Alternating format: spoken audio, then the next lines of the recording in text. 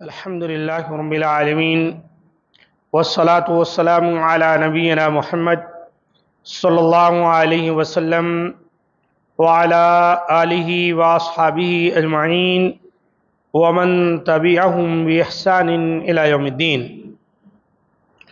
وعن أبي موسى رضي الله عنه قال: قام فينا رسول الله صلى الله عليه وسلم بخمس كلمات فقال: إن الله لا ينام ولا ينبغي له أن ينام.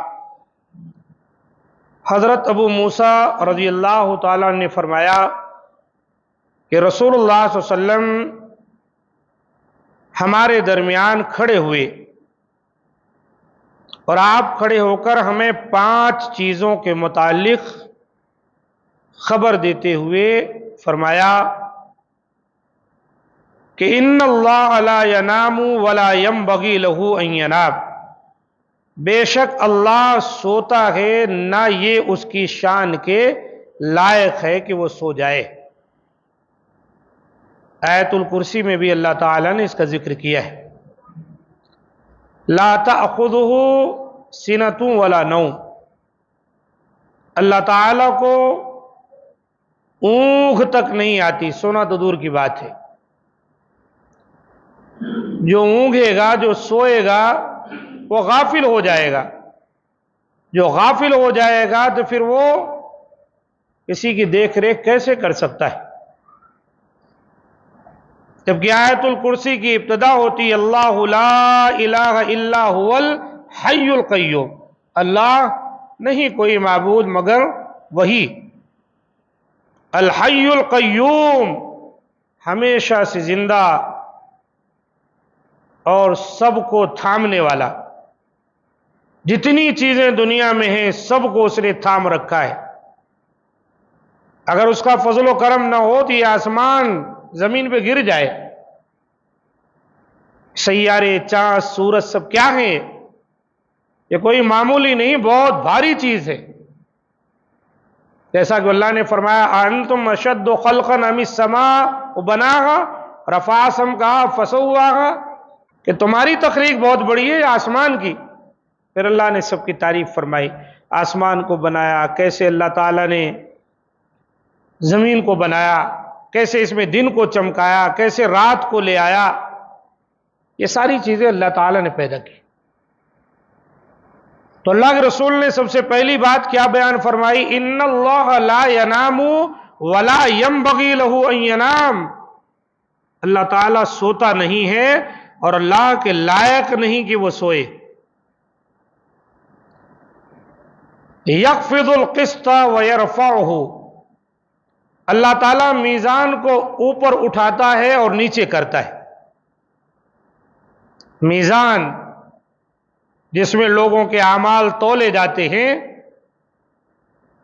کسی کے تو نیک اعمال وزنی ہو رہے ہوتے ہیں اور کسی کے ہلکے ہو رہے ہوتے ہیں۔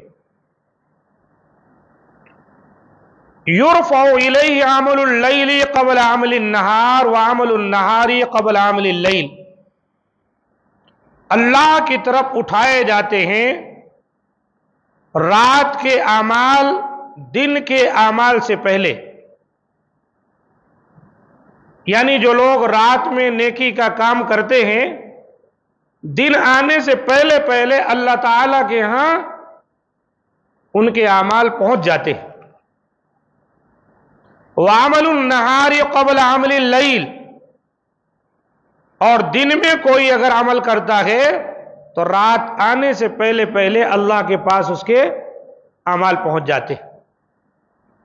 حدیث میں آیا ہے کہ 2 وقت فرشتوں کی ملاقاتیں ہوتی ہیں، ایک عصر میں اور ایک فجر میں۔ رات کے فرشتے فجر کے وقت اوپر لوگوں کے اعمال لے کر چلے جاتے ہیں اور دن کے فرشتے عصر کے وقت چلے جاتے ہیں۔ اللہ تعالیٰ سب کچھ جانتا ہے، پھر بھی پوچھتا ہے میرے بندوں کو تم نے کس حال میں پایا اور کیسے چھوڑا؟ تو وہ کہتے ہیں اللہ جب ہم آئے تھے تب بھی وہ نماز پڑھ رہے تھے، جب ہم ان کو چھوڑ کے آئے تب بھی وہ نماز پڑھ رہے تھے۔ اس سے فجر اور عصر کی نماز کی اہمیت بھی، فضیلت بھی ثابت ہوتی۔ تو دن میں جو لوگ نیک اعمال کرتے ہیں رات آنے سے پہلے اللہ کے یہاں ان کے اعمال چڑھائے جاتے ہیں، یرفع پہنچائے جاتے ہیں، اور رات میں جو کرتے ہیں دن آنے سے پہلے۔ مومن کی شان کتنی بڑی ہے آپ دیکھیے، وہ زمین پر ہے لیکن اس کے اعمال اللہ تعالیٰ کے یہاں پہنچ رہے ہیں، اتنی بلندی پر پہنچ رہے ہیں جس بلندی پر کوئی چیز نہیں پہنچ سکتی۔ حجاب النور، اللہ کے رسول نے فرمایا کہ اللہ تعالیٰ کا جو حجاب ہے وہ نور ہے، نور، پردہ۔ اللہ تعالیٰ اور اس کی مخلوق کے درمیان جو پردہ ہے وہ نور ہے، نور کا۔ اللہ کے رسول فرماتے ہیں لو کشفہ لاحرقت سبحات وجہہ من تہا الیہ بصرہ من خلقہ، اگر اللہ تعالیٰ اس حجاب کو اٹھا دے تو اس کے چہرے کے انوار یعنی روشنی اور نور سے وہاں تک اس کی مخلوق کو جلا دیا جائے یا اس کے انوار سے جل جائیں جہاں تک اس کی نگاہ پہنچتی ہے۔ اللہ کا وہ نور ہے، اس کے انوار کو اس کی مخلوق برداشت نہیں کر سکتی ہے۔ حضرت موسیٰ علیہ السلام نے کیا تمنا کی تھی کہ اللہ میں آپ کو دیکھنا چاہتا ہوں۔ اللہ نے کہا ہے موسیٰ لن ترانی، تم مجھے ہرگز نہیں دیکھ سکتے۔ لیکن موسیٰ علیہ السلام نے بار بار اصرار کیا تو اللہ نے کہا ٹھیک ہے، یہ جو سامنے پہاڑ ہے نا میں اس پر اپنی تجلی ڈالتا ہوں، تم اس کو دیکھو، اگر وہ ٹک سکتا ہے، رہ سکتا ہے تو پھر ہو سکتا ہے تم مجھے دیکھو۔ اللہ تعالیٰ کو جیسے منظور تھوڑی سی تجلی کیا پڑی طور پہاڑ پر، ریزہ ریزہ ہو گیا، اور اس کی روشنی جو موسیٰ علیہ السلام پر پڑی تو دھڑام سے گر گئے، بے ہوش ہو گئے۔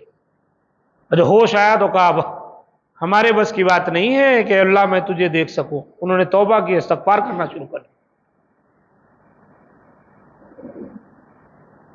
اور لوگ یہاں ایسے بیان کرتے ہیں جیسے اللہ میاں کوئی جو ہے ان کے بڑے بھائی کی طرح ہے۔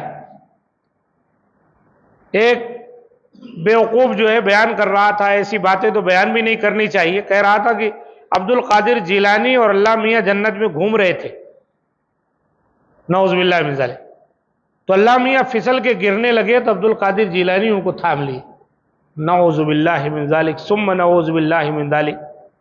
نقل کفر نباشد کہا جاتا ہے، یہ کفریہ کلمہ ہے، یہ بیان کرنے کے لیے بیان کیا جا رہا ہے۔ کہاں اللہ کی ذات اور کہاں القادر اور کہاں عبد القادر، کہاں وہ قدرت والا اللہ اور کہاں اس کا بندہ ایک معمولی، نعوذ باللہ، یہ بہت بری بات ہے۔ بہرحال اس حدیث میں جو 5 باتیں آئیں، پہلی بات یہ کہ اللہ تعالیٰ نہ سوتا ہے نہ اس کے لائق ہے کہ وہ سوئے۔ دوسری بات یہ کہ اللہ تعالیٰ ترازو میزان کو بلند کرتا ہے اور اللہ تعالیٰ اس کو اوپر نیچے کرتا رہتا ہے جیسے اس کے شاع شان ہے۔ اور تیسری بات یہ کہ دن میں جو لوگ عمل کرتے ہیں رات سے پہلے، رات میں جو عمل کرتے ہیں دن سے پہلے اللہ کے ہاں چڑھ جاتے ہیں۔ الیہ یصعد الکلم الطیب، یاد رکھیں کہ اللہ کے پاس اچھے کلمات ہی چڑھتے ہیں، ہر عمل برائی کا نہیں جاتا، نیک کام جو ہے اللہ کے ہاں چڑھتے ہیں، تیسری بات۔ اور چوتھی بات حجاب النور، اللہ تعالی کا حجاب جو ہے، اللہ یعنی جو خالق ہے اور جو مخلوق ہے دونوں کے درمیان جو پردہ ہے وہ نور کا پردہ ہے، روشنی کا، اس کو کوئی بھی نہیں جانتا کیسے ہے۔ یہاں اللہ تعالیٰ کی کچھ صفتوں کا ذکر کیا گیا ہے، اس کے بارے میں بس ہم یہی کہیں گے جیسے اللہ کے شایع نشان ہے، ہم اس کی کوئی مثال نہیں دے سکتے، کوئی اس کی کیفیت اور کوئی تشبیہ کسی چیز سے نہیں دے سکتے۔ پانچویں بات جو ہے وہ یہ ہے کہ اگر اللہ تعالیٰ اپنے اس پردے کو جو اللہ تعالی کے چہرے کے سامنے ہے اس کو اللہ تعالیٰ اٹھا دے تو اس کی وجہ سے جہاں تک اللہ کی روشنی جائے گی، اس کی نگاہ پڑے گی، وہاں تک اس کی مخلوق جل جائے گی. اس میں تاب نہیں ہے کہ وہ اللہ تعالیٰ کی نگاہ کی روشنی کو، نگاہ کو وہ برداشت کر سکے. اس کے لیے ایک مثال تو آپ کو بیان کی گئی، دیکھیے آپ حضرت موسیٰ کی. بنی اسرائیل کا بھی تذکرہ قرآن میں ملتا ہے کہ بنی اسرائیل نے کہا اے موسیٰ لن نؤمن لک حتی نری اللہ جہرہ فاخذتہم الصاعقۃ وانتم تنظرون. اللہ تعالیٰ نے کہا کہ انہوں نے کہا کہ موسیٰ ہم ایمان نہیں لائیں گے یہاں تک کہ اپنی آنکھوں سے اللہ کو ہم نہ دیکھ لیں. تو ایک چنگھاڑ آئی ایسی کہ دیکھتے دیکھتے سب مر گئے. تو بیجا سوال انسان کو نہیں کرنا چاہیے. یہیں سے اگر بات کو ہم سمجھنا چاہیں تو یہ سمجھیں ہمارے نبی جناب محمد صلی اللہ علیہ وسلم اللہ کے بندے اور رسول تھے یا نہیں تھے؟ سب کہیں گے آپ نے کہا بھی ہے قولوا عبد اللہ ورسولہ، میں اللہ کا بندہ اس کا رسول ہوں، مجھے کہو بھی تم اللہ کا رسول اس کا بندہ. اب جو لوگ کہتے ہیں کہ معراج میں اللہ کے رسول صلی اللہ علیہ وسلم اور اللہ تعالیٰ سے ملاقات ہو گئی، اللہ تعالیٰ نے نبی صلی اللہ علیہ وسلم کو گلے لگا لیا، معانقہ کیا، ان عقل کے کوروں کو یہ حدیث اپنے سامنے رکھنا چاہیے کہ یہاں تو اللہ اور مخلوق کے سامنے نور ہے، اگر یہ نور ہٹ جائے تو سب جل کے بھسم ہو جائے. اس لیے اللہ کے رسول سے پوچھا گیا اللہ کے رسول آپ نے معراج کی رات اللہ کو دیکھا؟ تو آپ نے کہا نور ان اورا، ارے نور نور ہے، وہ تو کہاں نور کو آ رہا، کہاں سے نور کو میں دیکھ سکتا ہوں، کہاں دیکھا جا سکتا ہے نور کو. تو یہ وہ باتیں ہیں جو سمجھنا ہے. اس کے اندر دیکھیے اللہ تعالیٰ کا چہرہ اور اس کی آنکھ، دو چیزوں کا یہاں ذکر آیا. وجہی بصر ہو، اسے یہ بتانا مقصود ہے کہ اللہ تعالیٰ کا چہرہ، اللہ کا ہاتھ، ایسی جو چیزیں قرآن حدیث سے ثابت ہیں ہم کو منوان ویسے ہی قبول کرنا ہے. اللہ کا چہرہ کیسا ہے، اللہ کی آنکھیں کیسی ہے، اللہ کا ہاتھ کیسا ہے، جو چیزیں بھی آئی ہیں ہم اس کی کوئی وضاحت نہیں کر سکتے. اللہ کا چہرہ ہے کیسے ہے، جیسے اس کے شایع نشان ہے. اللہ کا ہاتھ ہے کیسے ہے، جیسے اس کی شایع نشان ہے. اللہ تعالی ہم تمام کو ان باتوں کو سمجھ کر اس کے مطابق زندگی گزارنے کی توفیق دے اور بدعقیدگی سے اللہ تعالی محفوظ رکھے. آج یہ بدعقیدگیاں بہت ہو گئی ہیں. اصل وجہ یہ ہے کہ اللہ تعالیٰ کو لوگوں نے جانا پہچانا نہیں. وما قدر اللہ حق قدری، اللہ کی جیسی قدر کرنی چاہیے تھی لوگوں نے قدر کی نہیں. لوگ مخلوق کی طرح اللہ کو سمجھتے ہیں، نہیں، وہ خالق ہے اور ہم سب اس کی مخلوق ہیں. خالق و مخلوق دونوں برابر نہیں ہو سکتے. لیس کمثلہ شیء وہو السمیع البصیر، اس کے مانند کوئی چیز نہیں، وہ سننے والا دیکھنے والا ہے. اللہ تعالی ہم تمام کو ان باتوں کو سمجھ کر اس کے مطابق زندگی گزارنے کی توفیق دے. ھذا ما عندی، سبحان ربک رب العزۃ عما یصفون وسلام علی المرسلین والحمد للہ رب العالمین.